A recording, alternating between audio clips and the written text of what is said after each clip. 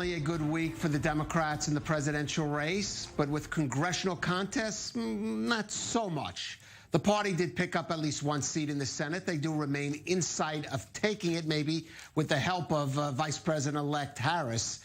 But the Democrats did lose at least 5 seats in the House of Representatives, though they still remain with a majority of some 20 seats. Now, one Democratic incumbent who did cruise to victory with at least 61% of the vote in Illinois' 10th district, north of Chicago, is Representative Brad Schneider, and he joins us now on the rundown. And Congressman Schneider, thank you so much for joining us. First of all, congratulations on your victory.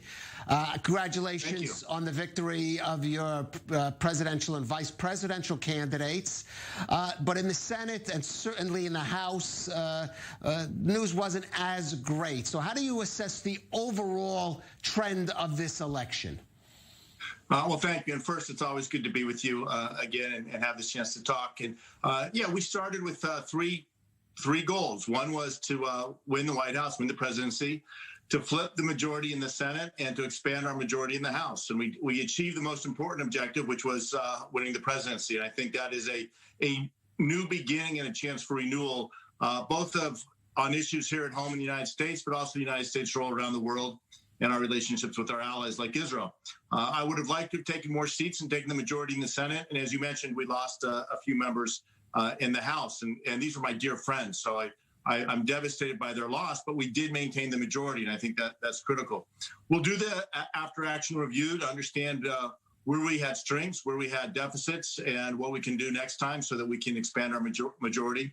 But in the meantime, our focus has to be on governing.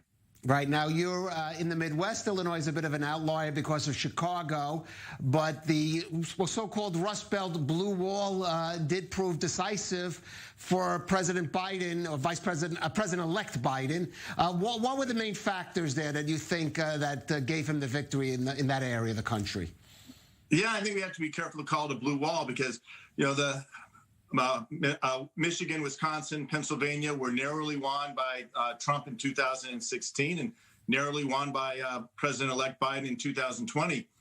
So these have become very much swing states. I think the difference was the message that Joe Biden brought to the American people, a message first of hope, of not divisiveness that we've seen from Trump, but of uniting the country, one nation, not red states or blue states, but the United States of America, and the need to focus on the realities of the challenges we face. We have a pandemic in this country that we need to bring everybody together to beat back the virus and get our country open again, to renew our economy and get people back working again, to directly confront the racial tensions in our communities and unite the country. Our motto is E pluribus unum. For many one, we have to live up to that motto, and ultimately take on many of the other challenges, from climate change to reimagining our infrastructure and strengthening our national security.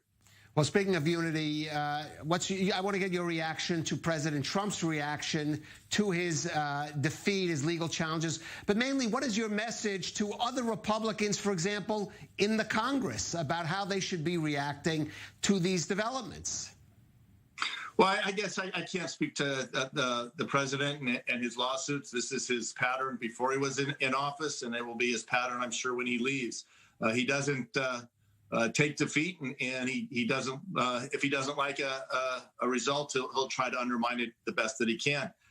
But if I look at my colleagues, and I have worked with colleagues on both sides of the aisle, Democrats and Republicans, since I first got into Congress in 2013, we need to work together. We need to find a way to bridge the gap, to find those issues upon which there is common ground, to work to tackle our common challenges. COVID doesn't ask you if you're a Republican or a Democrat, or live in a city or in the country. We need to beat back COVID. We need to renew our economy, get everyone back to work, whether they're in big cities or in rural farming communities. We need to make sure that we're focusing on the challenges we face, like climate change, to make sure our kids' future is safe and secure. I think these are principles and values that we can find a lot of common ground, in fact, a lot of agreement, and a way to work together. Now, Congressman Schneider, you've been active in foreign affairs, especially regarding Israel. You're a member of yourself of the American Jewish community. We spoke last time we spoke in a theoretical way about the concerns that, for example, some in Israel have about possible policies of a Biden administration, especially regarding Iran, maybe regarding the Israeli-Palestinian issues. Now, of course, it's a reality. So I have to rephrase the question to you. How do you answer those concerns, especially as someone who took issue, for example, with the approach on Iran of the Obama administration of then Vice President Biden? Yeah, look, I think President-elect Biden, the new administration, both chambers in the House and the Senate, understand that we can never allow Iran to have a nuclear weapon. And as I said before the JCPOA, as we sit here in 2020 looking forward, we have to not just block Iran's path to a nuclear weapon, we have to permanently close those paths, make sure Iran never has a nuclear capability. But it's more than just that. It's Iran's proxies, Hezbollah and Hamas, the militias in Syria and Iraq. It's Iran's abuse of human rights. There are so many reasons we need to push back on Iran, but we also face a very different reality. It's not just a new administration with the President-elect Joe Biden, who is a long, deep friendship with the state of Israel and understands that Israel is our most important ally in the region, if not the world. But the reality has changed because Israel now has normalized relations with UAE, with Bahrain, with Sudan, and hopefully with more countries down the road.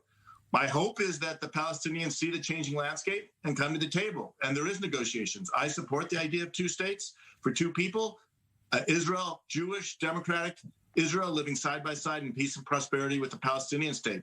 But that can't happen if the Palestinians are going to refuse to even come to the table to have a conversation. Right, and briefly, Congressman Schneider, we did also last time talk about tensions between the sort of centrist, moderate wing, if you call it, of the Democratic Party and what's called the more progressive leftist wing on issues regarding Israel. We have seen some of those tensions even boil up in the last couple of days, not about Israel and just in general. I mean, as the Democrats, are they going to be a unified force in this administration, in a Biden-led administration? Well, there's two views of Democrats. Will Rogers famously said, "I'm not a member of an organized party, I'm a Democrat." And there's still some truth to that, to the Democratic Party. But if you look at the House caucus in particular over the last 2 years, under the leadership of Nancy Pelosi, Steny Hoyer, Jim Clyburn, Nancy Pelosi, the Speaker, likes to say, our diversity is our strength, our unity is our power. And she has kept us unified over the last 2 years, and I expect we will stay unified ultimately when we come back to Congress next week and focus on the issues facing the American people. We're a big tent. I actually prefer to say we're a big raft. There's room for everybody, but if our oars aren't in the water and we're rowing in the same direction, we're not going to get anywhere. So we need to bring everybody together, and it can't just be Democrats. We have to reach across the aisle to the Republicans to work to find solutions to the challenges we face as an entire nation. And if we don't do that, we're just going to see this swing back and forth between the parties. But if we do that, if we show the American people that we can govern, that we are, as Joe Biden has very clearly said, I say it all the time as well, I run as a Democrat, but I represent everybody, Republicans, Democrats, and everyone in between. If we represent the American people well, if we serve America well on the national and international stages, then I think that the party will stay united and the future will be strong. All right. Well, I have to say, given the results of this election, national unity may be a challenge, the key challenge of a Biden-Harris administration, but we'll have to see how it develops. Again, I want to offer my congratulations on your own re-election win, Congressman Brad Schneider, speaking to us from Deerfield, Illinois. Thank you once again for joining I-24 News. Thank you so much. Have a great day.